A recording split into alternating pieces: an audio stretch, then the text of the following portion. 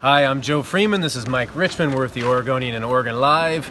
Remember that momentum the Blazers had when they got back from that East Coast 5-game trip? I don't. Bye-bye.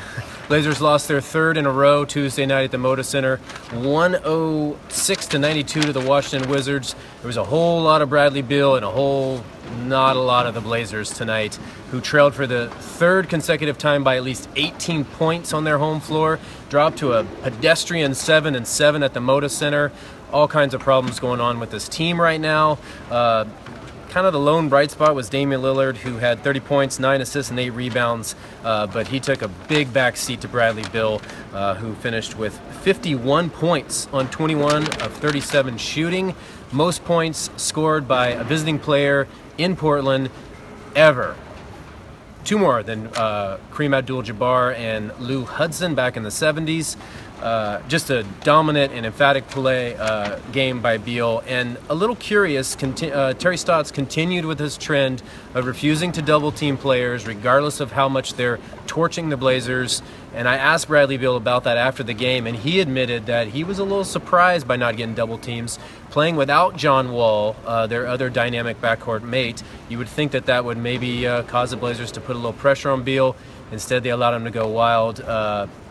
After I asked Beal that, he said he was surprised and that he had been facing double teams a lot over the last couple weeks as John Wall has been sidelined. So, meanwhile, in the Blazers locker room, the quest for swagger, I believe, was the theme. Yeah, Damian Lillard talked about the team lacking swagger and confidence, and they just fell apart in the second quarter. They scored 15 points in the second quarter, committed 11 turnovers, and that was it. That was the game. It was a 2-point game at the end of the first quarter, and then they were down big in the second quarter and never really got back in it. And Terry Stotts said that it's been, as Joe mentioned, they've trailed big in 3 straight games. It's been different things in each game, and the team just isn't playing like they believe they can win. They're getting behind big and then kind of having to desperation make comebacks, pulling within 9 and 7, and it hasn't worked out for them.